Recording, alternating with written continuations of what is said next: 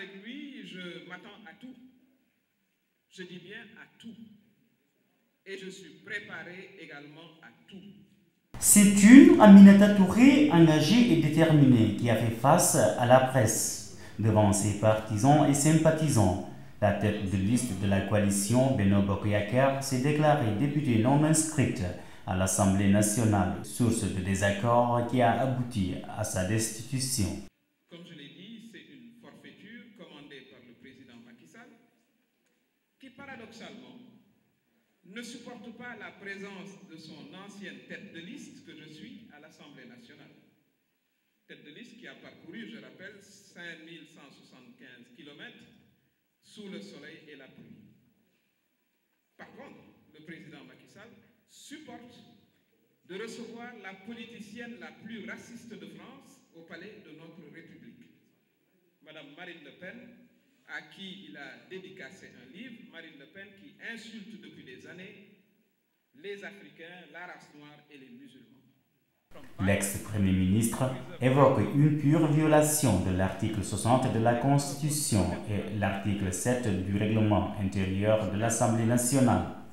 Qui stipule, je cite, « Tout député qui démissionne de son parti en cours de législature est automatiquement déchu de son mandat. » Je rappelle, parce que je l'ai entendu, que je ne suis pas député investi par l'APR, parce que l'APR n'avait pas de liste, mais par Benno Bokk Yakaar. Et comme je l'ai dit, je ne me souviens pas, ni par écrit, ni oralement, je ne l'ai absolument pas fait, je n'ai pas démissionné de la coalition.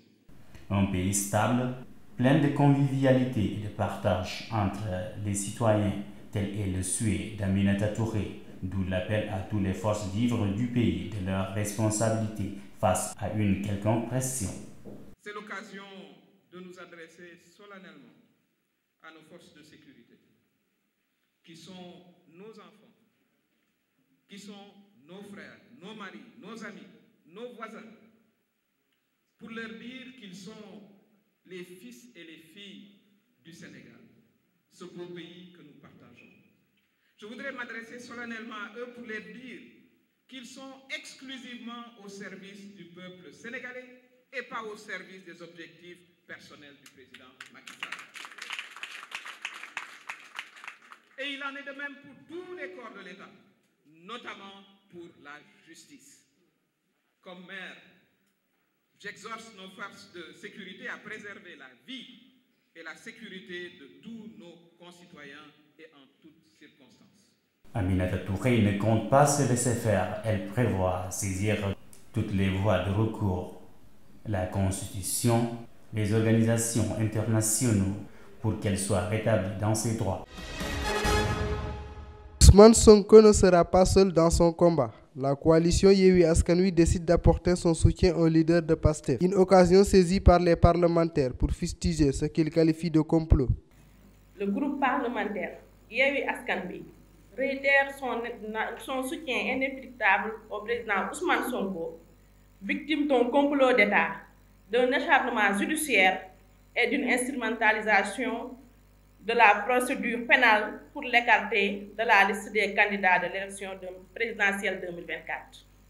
Nous condamnons avec la dernière énergie l'ordonnance de renvoi décidée par le juge d'instruction, alors que l'extrême fragilité des accusations militaient en faveur d'un non-lieu. Face à la presse, la coalition Yewwi Askan Wi n'a pas tardé à répondre à l'ancien procureur de la République après sa sortie hier. Monsieur Bassirou Gueye est intervenu hier pour faire quoi? Monsieur Bassirou Gueye est un acteur du procès. Il a été procureur. Il a instruit à charge. Il a tout fait pour que ces charges-là soient créées, manipulées. S'il fallait parler d'un lieu de crime, c'est un lieu de crime qui a été souillé par les interventions ininterrompues de Bassirou Gueye. Et c'est lui qui, comme un justicier, vient ici encore, parce qu'il est aujourd'hui hors de ce procès-là, il revient encore pour charger à côté. Il est là-dedans, il charge, il est dehors, il charge. Mais sa haine de Ousmane Sonko ne s'explique nullement. Et la haine n'est jamais un bon conseil. Voilà pourquoi tout ce qu'il a fait hier a été contre lui. Et je parie que Macky Sall est en train de l'insulter, puisqu'il passe aussi son temps à insulter d'ailleurs. Il est en train de l'insulter parce qu'il a passé son temps aussi à dévoiler l'exactitude, l'effectivité du complot. Mais c'est des cancres. Ils peuvent utiliser tous les moyens, mais comme c'est des cancres, leur crime ne sera jamais parfait. Et il a passé son temps à démontrer que leur crime n'est pas parfait. Face à la déséance de la députée Aminata Touré, la coalition Yewwi Askan Wi dénote un non-respect de la procédure. On a vu des dames argumenter contre Mimi Touré. Moi, je n'ai aucune considération pour Mimi Touré. Je le dis tout de suite, je n'ai aucune considération pour elle. Elle a passé son temps à insulter Ousmane Sonko. Elle a passé son temps à l'accuser de violeur. Mais, devant les forfaitures, nous, on se tient toujours debout. Et voilà pourquoi, nous, le groupe parlementaire, on est à côté d'elle. Demain, quand on l'aura restaurée dans ses droits, je ne lui dirai pas bonjour parce que ce n'est pas mon ami. Je n'ai aucune considération pour elle. Mais devant la vérité, nous tous, on se tient debout pour restaurer la vérité, pour restaurer la démocratie et pour dire que la contradiction ne peut pas être source d'inimitié. Suite à tout qualificatif de manipulation, de conspiration identifiée sous le régime du président Macky Sall, la coalition Yewwi Askan Wi déplore le comportement passif du président de l'Assemblée nationale sur le traitement. Et je dis,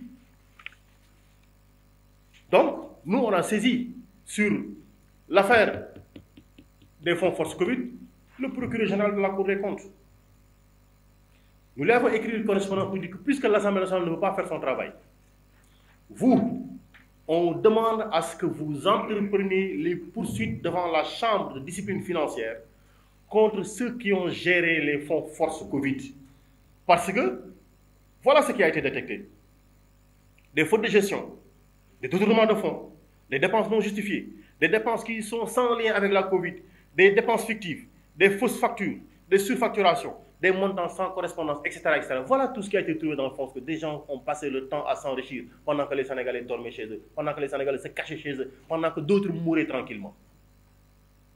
Pendant que des Sénégalais prenaient de leur salaire pour faire des contributions, pendant que les tailleurs confectionnaient des masques, pendant que les jeunes offraient 500 francs pour qu'on achète des masques, pendant que tous les citoyens participaient à cette guerre contre la Covid, il y en a qui s'enrichissaient comme des vampires sur le dos du peuple.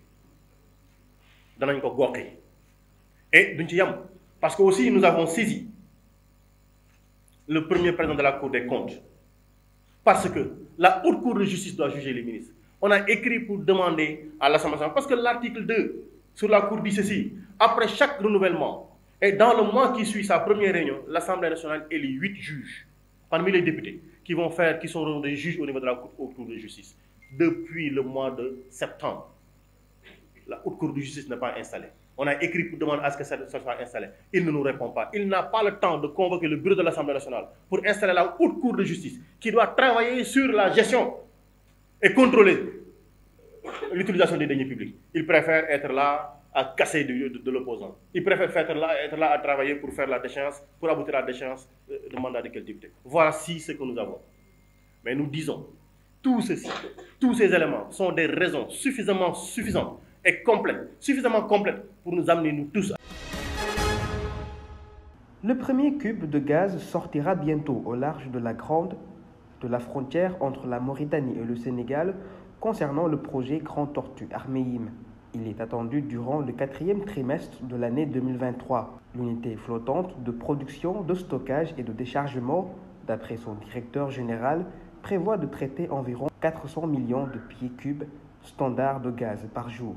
La construction de la flotte a duré 3 ans et 6 mois dans le chantier naval de Kidang, en Chine. Son voyage déjà entamé le 20 janvier vers les eaux sénégalaises et mauritaniennes, le FPSO de GTA a une superficie équivalente de 2 terrains de football et d'une hauteur de 10 étages.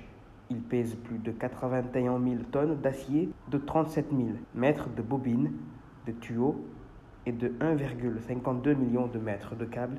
Le Sénégal recevra cette unité de flotte entre fin mars et début avril 2023. Préparatifs, nous sommes actuellement en pleine organisation.